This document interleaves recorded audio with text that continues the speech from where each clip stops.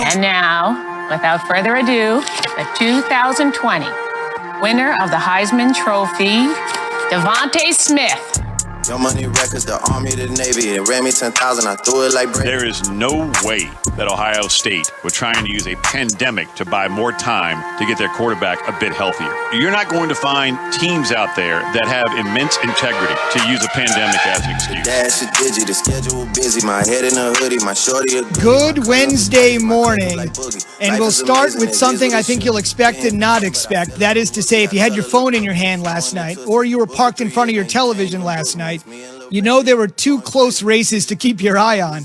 But the Heisman Trophy being awarded to Devonta Smith was not one of those races. It was a complete and total runaway. Devonta running away faster than he ran away from DBs all season long. I'm sitting next to one of the great wide receivers in college football history. It's Keyshawn, J. Will, and Zubin. We are presented by Progressive Insurance. All of our guests, including Heisman winner Desmond Howard, will join us at 7:45 a.m. Eastern. Great to see Dez, Tim Tebow, so many of the great past Heisman winners on the broadcast last night.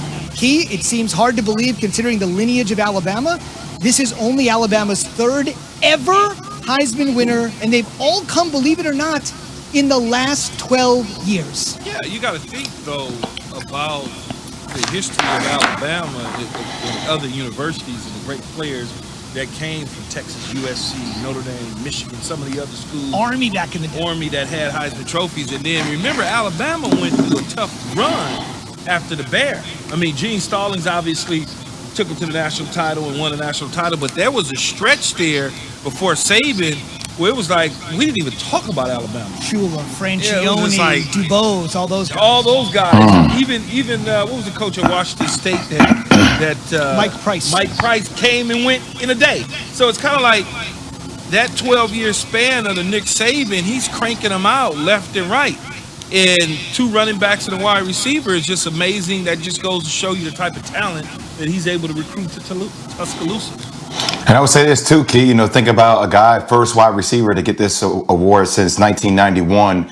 And the fact is, in that class, 2017 class, he was overlooked. Like, people talked about Jared Jeudy, people talked about Henry Ruggs. The fact that he's been able to star at such a high level goes to show. I think he's going to be a big-time NFL player. I know you talk about size and weight. D Hopkins is 6'1", 210 pounds. I know he's slightly lighter. He catches a lot of balls across the middle. I know he can get pounded, but I still think the speed speaks for itself. Well, the thing with Devonta Smith, it's like anybody that play football, any sport. If you go to the right situation and the right system, he can go on to have an amazing career. Mm-hmm. Everybody doesn't have to be as big as me, Julio Jones, Michael Thomas, DeAndre Hopkins. You can get some great stuff out of smaller, slight type receivers. You just got to know what to do with him. I mean, he's a hard-working kid from a small town in Louisiana. He's just one of those guys that obviously is relentless, who has grown in his tenure at 3-4 years at Alabama and has shown that he's capable of handling big-time football. And Jay said it, Key said it. He was doubted because of the numbers, his slight frame. But his numbers on the field, ridiculous. Here he is with Chris Fowler, who hosted the ceremony last night and has for decades, on what it's like to overcome and be named the best player in college football. It's just unbelievable. Just coming from a small place like that, you just really have to work day in and day out and just believe in yourself. And if don't nobody else believe you, you just have to believe in yourself and just prove everybody wrong.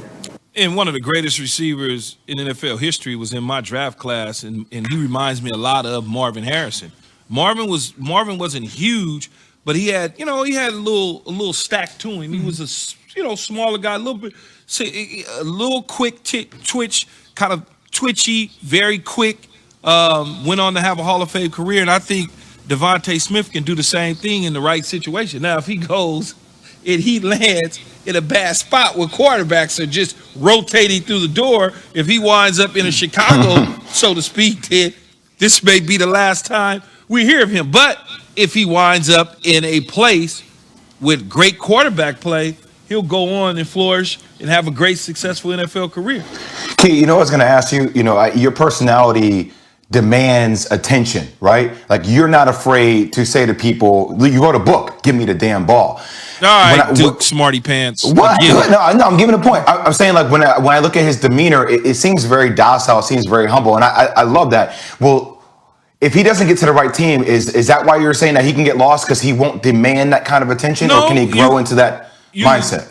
When I say get to the right team, I'm talking about like the right quarterback, the right offensive coaches, the right system that will allow him to flourish. If you go and get drafted by somebody and they don't know what the hell they doing, you could disappear, man. It's all about timing in the right place.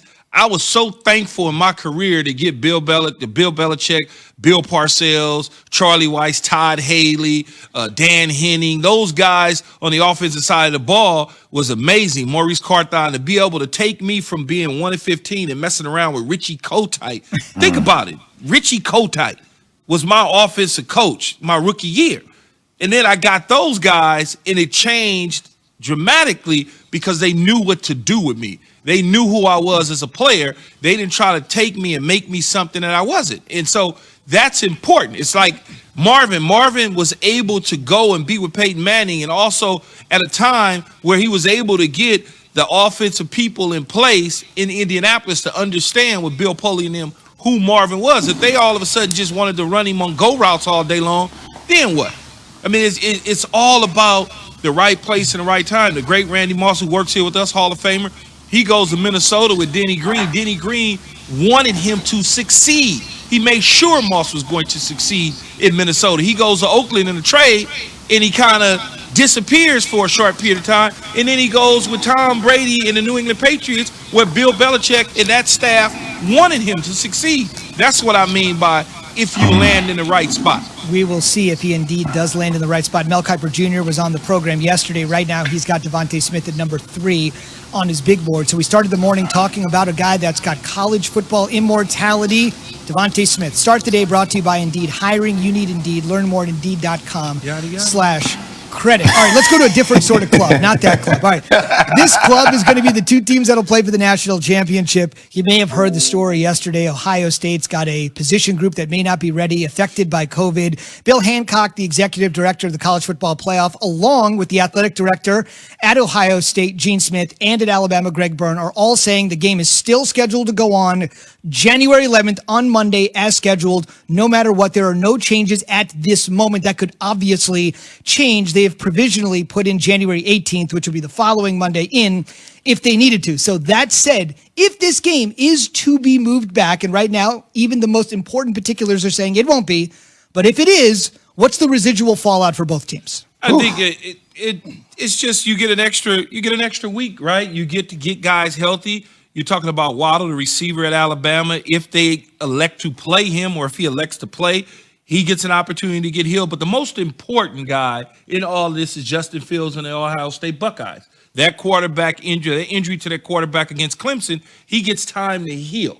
He gets time to rest up. They don't have to rush him.